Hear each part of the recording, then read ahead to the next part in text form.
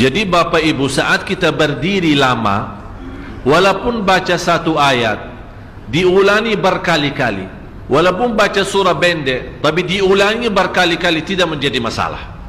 Bapak Ibu hanya hafal Qulhu dibaca 3 kali, pahalanya seperti baca Al-Quran 30 juz. Ada seorang salih mengajak kawannya, sudah mendekati subuh, ayo bangun salat malam dan baca sepertiga Al-Quran. Langsung orang itu menjawab, bagaimana saya baca, sebentar lagi mau azan. Bacalah Qul huwallahu ahad, salat malam dan Qul huwallahu ahad. Jadi Bapak Ibu, yang saya harap, jangan susah fikir, ya Allah saya mau baca apaan. Tak usah susah fikir, baca dan nikmati. Yang penting nikmati bacaan, walaupun Qul huwallahu ahad setiap hari. Kalau kita pusing baca, Allah tidak akan pusing mendengar. Malah Allah paling senang mendengar bisikan bacaan dan bisikan doa kita malam hari. Allah paling senang mendengar bisikan doa munajat kita malam hari. Itu luar biasa. Terus lanjut. Sedang ia takut kepada azab akhirat dan mengharapkan rahmat Tuhan. Ini Bapak Ibu, takut dan mengharap rahmat. Inti daripada salat malam, inilah rahasia kalau Bapak Ibu mau mendapatkan transferan ilmu dari Allah. Yahdharul akhirah, takut kepada Allah dan takut hari akhirat. Takut aib kita ditahu oleh miliaran manusia. Takut dosa kita ditahu oleh miliaran manusia. Malu terbuka buku amal kita dilihat oleh miliaran manusia. Itu semuanya di hari akhirat. Jadi membuat kita jaga salat malam ketakutan kita kepada hari akhirat. Karena di hari akhirat itu apapun yang kita sudah sembunyikan, nanti tidak ada istilah sembunyi, semuanya terbuka di hadapan Allah, di hadapan malaikat dan di hadapan seluruh makhluk. Yahdharul akhirah. Dan barang siapa yang mampu menikmati lama berdiri, akan Allah meringankan lama berdiri di hari kiamat. Bapak Ibu tahu berapa lama berdiri di hari kiamat? Satu hari 50.000 tahun. Sekarang kalau saya minta imam khusus malam Jumat ini, ya, malam Jumat ini saya minta Bapak Ibu malam ini kita agak telat pulang. Saya minta sama imam nanti baca Al-Kahfi salat Isya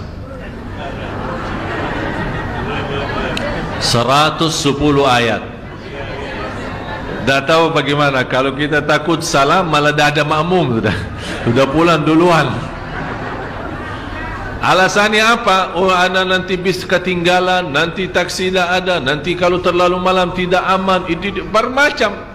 Kita takut urusan antaran ke rumah, pulang ke rumah. Siapa yang menamankan nanti di hari akhirat?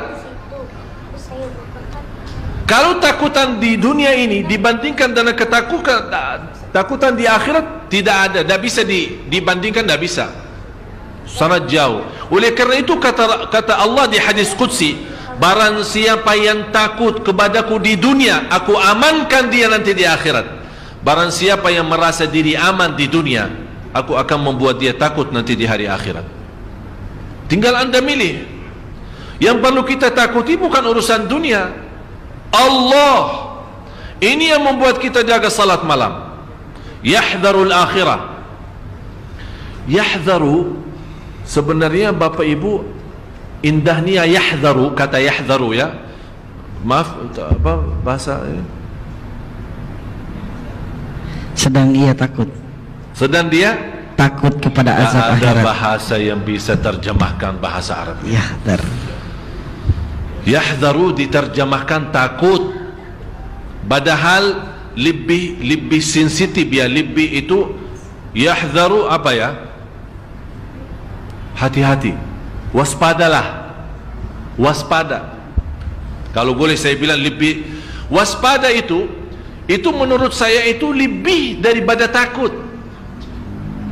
Jadi bukan hanya kadang-kadang kita takut belum tentu waspada, tapi saking waspada betul-betul perhatiannya luar biasa kepada akhirat. Jadi setiap akhirat, akhirat. Jadi terus terbayang selalu akhirat. Ini yang membuat kita saking waspada, saking betul-betul berhati-hati. Itulah yang paling kata yang cocok, kata yahdharul akhirah. Agar seimbang Bapak Ibu, karena Islam menanjurkan jangan takut sampai putus asa. Itu yang dilarang oleh Islam. Kadang-kadang saking banyak dosa kita, sudah terbayang akhirat, sudah betul-betul waspada, ingat dosa lalu, akhirnya lama-lama saking tinggi takutnya, ya Allah, terus bagaimana dosa lalu saya? Apakah diampuni atau tidak? Apakah dapat rahmat tidak? Ayat selanjutnya memberikan seimbang. Yahdharul akhirata wa yarju rahmata rabbih. Ya Allah, Bapak Ibu mohon maaf kalau saya mau teliti ya setiap kata, setiap ayat, setiap kalimat, setiap huruf. Barangkali sampai subuh belum kita selesai satu ayat ini, belum tentu selesai. Allahu Akbar. Wa yarju rahmat rabbih.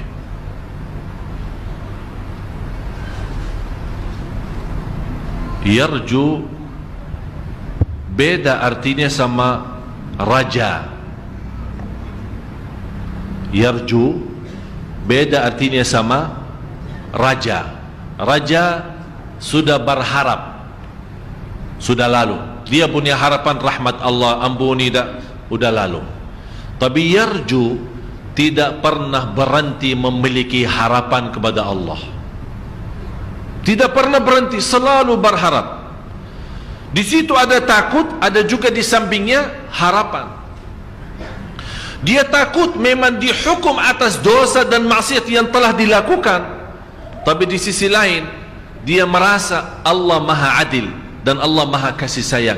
Bagaimanapun sebanyak dosa kita, sampai Allah bersabda di hadis yang qudsi, Allah berfirman di hadis yang qudsi, ya ibna Adam, hei anak Adam, kalau engkau membawa dosa sepenuh bumi, coba bayangkan, kalau menurut saya kumpulkan dosa semua jamaah Sunda Kelapa, belum sampai sepenuh bumi, belum tentu sampai sepenuh. Tapi coba satu orang kalau bawa dosa sepenuh bumi ini, dosa dan maksiat, dosa besar maupun kecil, tapi tidak ada di antaranya berbuat syirik kepada Allah, kata Allah, saya tidak berduli, kata Allah, aku tidak akan berduli mengampuni segala-galanya. Masya Allah, Allah tidak berduli. Artinya bagi Allah sangat kecil dosa itu yang sepenuh dosa bumi. Coba bayangkan seluas bumi berapa sih? Tapi subhanallah, bagi rahmat Allah kecil itu semua. Dengan syarat jangan berbuat syirik besar, bersentuhan hak Allah subhanahu wa ta'ala.